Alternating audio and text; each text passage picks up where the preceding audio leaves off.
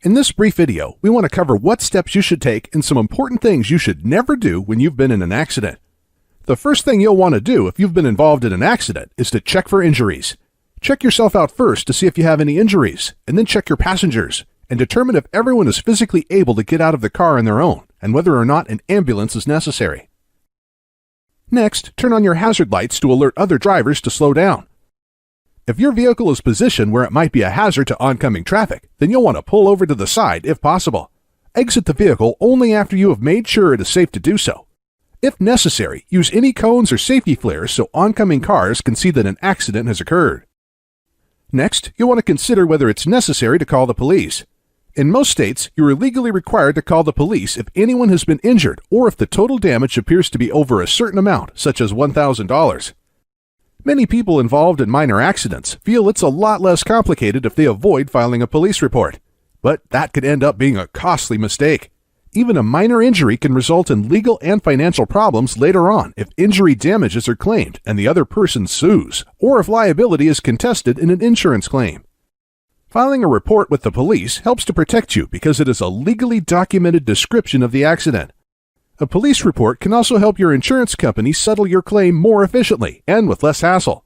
This is especially true if the other party presents a different version of how the accident occurred.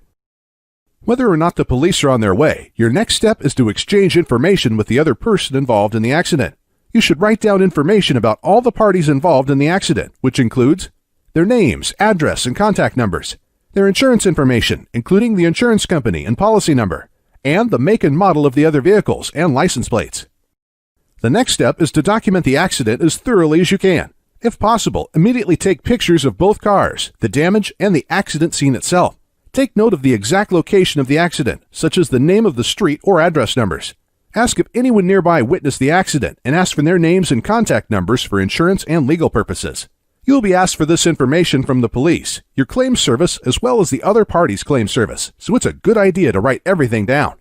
The more detail, the better. The next step is to call me, your personal insurance agent. Contacting your insurance agent is important, as we can provide specific advice in outlining all the steps you need to take, such as reporting the accident and what you should do next. We can also outline your options so you can decide whether or not to file a claim. Depending on the details of your accident, it may make sense for you to file a claim, and if you decide that you should file a claim, we can help you to get that process started. Now that we've covered what you should do, let's briefly discuss what you should never do after an accident. The most important thing to remember is that you must never leave or flee the scene of the accident, no matter how minor it may be. If you do leave the scene, it is considered a hit and run.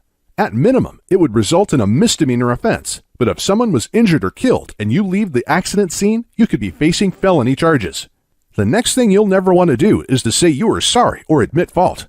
Admitting fault or even saying sorry could result in all the blame or liability for the accident being placed onto you, even if you were only partially at fault or not at all.